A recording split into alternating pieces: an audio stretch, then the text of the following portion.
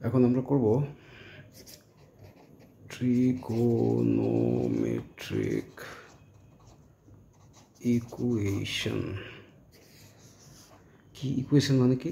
Sign theta equal to x হলে theta equal to কত। ওকে, তো এইটা হচ্ছে অ্যাঙ্গেল বের করা, finding angle, finding the angle. ঠিক আছে, ফাইন্ডিং দ্য অ্যাঙ্গেল। তো এখন দেখো, এটা একটা মনে রাখার বিষয়, এটা বুঝে নেওয়া। আমরা কি জানি, all students 10th class tan sign কস। তো দেখো, আর অ্যাঙ্গেল হচ্ছে অপোজিট টু ক্লকের থেকে ঘুরছে। আর এটা একটা স্পেসিফিকেশন কি, অ্যাঙ্গেল একবার ঘুরলে 360 কমপ্লিট হয়ে গেল, কিন্তু এটা যতবার ঘুরবে তত ইন্টু 360 হতে থাকবে। তার মানে অ্যাঙ্গেল 360-তে শেষ হয় না। সেটা কেন শেষ হয় না বা কেন এগুলো হয় সেটা তোমরা পরে জানবে যখন হায়ার স্টাডি করবে। তো অ্যাঙ্গেল বাড়তেই থাকে, একই জিনিস ঘুরছে, কিন্তু একবারে 360, আবার তো 0 থেকে 360 হবে তা না। 360 পরে 720, তারপরে অ্যানাদার 360, এরকম করে অ্যাঙ্গেল বাড়তে থাকে। তো এই যে থিটার ভ্যালু, দেখো এগুলো সব ট্রিগোনোমেট্রিক ফাংশন হচ্ছে কি জানো তো? এরা হচ্ছে কি ফাংশন বলে এগুলোকে? বলা হয় হচ্ছে তোমার রিপিটিংকে কি বলে? রিপিটিং ফাংশনকে বলা হচ্ছে, ভালো ইংরেজিটা মনে পড়ছে না, মানে রিপিট হচ্ছে। এখানে 30 ডিগ্রি একবার হলো, আবার ঘুরে এসে আবার একবার 30 ডিগ্রি হলো, যতবার ঘুরবে ততবার এরকম হচ্ছে, তার মানে রিপিট হচ্ছে। তো রিপিটিং ফাংশন বা এটাকে বলে, তো আমি ইংরেজিটা মনে আসছে না, periodic function, right, periodic function মানে একটা পিরিয়ড পর এটা ঘুরে আসছে। তো দেখো, সাইন থিটা ভ্যালু একবার এখানে আসছে, আবার ঘুরে এখানে আসছে। তো এই যখন, কিন্তু প্রত্যেকটা কি অ্যান্সার, মানে তো একটা অ্যান্সার হয় না। এক্ষেত্রে কী হয়, থিটার ভ্যালু একটা হয় না। ঠিক আছে, কেননা 30 ডিগ্রি, আবার 360 প্লাস 30, আবার 360 প্লাস 30, ধরো থিটা একটা 30 বেরোলো এখানে, এটা 30 ডিগ্রি। তো আরেকবার ঘোরার পরে কী হবে, 360 প্লাস 30তেও একই হবে, 360 প্লাস 30। আরেকবার ঘোরার পরে কী হবে, 720 প্লাস 30, এরকম করে রিপিট হতে থাকবে।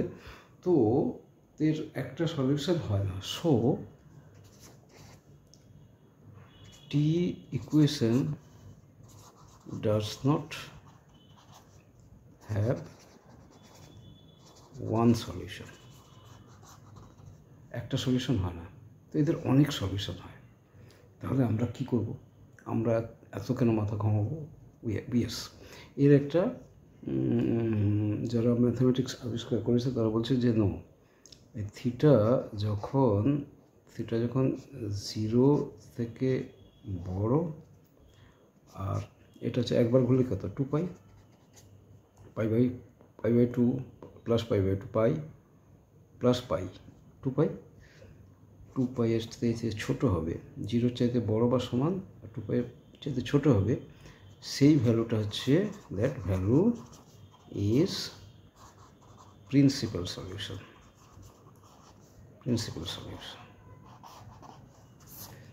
ঠিক আছে, তাহলে তারপরে যতবার ঘুরছে, হ্যাঁ, সেগুলোকে বলা হয় তারপরে যেহেতু পিরিয়ডিক ঘুরছে, মানে ফার্স্ট পিরিয়ড প্রথমবার ঘোরার পরে, পিরিয়ডিক হলো সেকেন্ড পিরিয়ড অনওয়ার্ডস, হ্যাঁ, সেকেন্ড পিরিয়ড অনওয়ার্ডস, সেটা হচ্ছে জেনারেল সলিউশন। ঠিক আছে, এটাকে বলে প্রিন্সিপাল সলিউশন আর জেনারেল সলিউশন। হলো, এদের মধ্যে মনে রাখার কি আছে?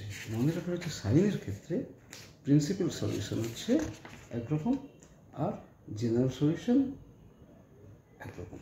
প্রিন্সিপাল সলিউশন তো কী হবে, না, সেটা মনে রাখতে হবে। প্রিন্সিপাল সলিউশনটা এইটাই হবে, সেই অ্যাঙ্গেল ভ্যালু অফ থিটা হবে যেটা কিনা 0 চাইতে 0 এবং 2π-এর মধ্যে থাকবে। এটা হচ্ছে প্রিন্সিপাল। আর বাকি সব হচ্ছে রিপিটেটিভ বা পিরিয়ডিক, সেগুলো হচ্ছে তোমার জেনারেল সলিউশন। এর ফর্মুলাগুলো মনে রাখবে, আমি বুঝিয়ে দিলাম হোয়াই এতগুলো সলিউশন হয়। এবারে এর ফর্মুলাগুলো মনে রাখবে, এগুলো প্রুভ করার দরকার নেই। সাইন থিটা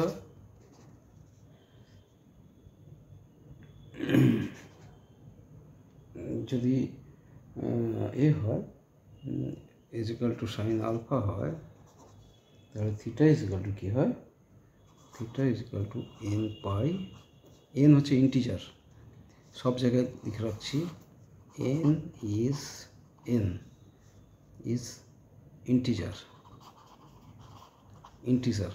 স্মল n হচ্ছে ইন্টিজার। ইন্টিজারকে কী দিয়ে লেখা হয়? আমি আগে সেট থিওরিতে পড়েছি, ইন্টিজার হচ্ছে জেড দিয়ে প্রকাশ করা হয়। কোনো কোনো বইতে আই দিয়ে লেখে, আই অর জেড, বেশিরভাগ বইতে আই দিয়ে লেখে। তো sine theta equal sine alpha হলে theta equal n pi plus -1 whole to the power n into alpha. একটু ভালো করে লিখে দিই। সাইন থিটার ক্ষেত্রে theta is equal to n pi plus -1 whole to the power n into alpha. এটা কেন মাইনাস কেন হচ্ছে এবার বলো? মাইনাস কেন হচ্ছে? যে এইটা তো এইরকমই ঘুরবে, তার কোনো মানে নেই। যখন এদিকে ঘুরবে নেগেটিভ অ্যাঙ্গেল হচ্ছে এটা -পাই এখানে, তাই না? নেগেটিভ অ্যাঙ্গেল, সেই জন্যে রোটেশনটা যদি তোমার হয়, এনটা যদি ধরো পজিটিভ হয়, তাহলে সেটা দুবার হলে -1 ইন্টু -1,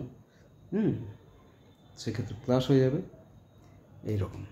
তো সাইন থিটা যদি এটা হয়, theta is equal to sine theta is equal to sine alpha হলে theta is equal to n pi this. আচ্ছা, cos theta is equal to cos alpha হলে কী হবে? থিটা ইজ ইকুয়াল টু কী হবে? 2n pi plus minus alpha,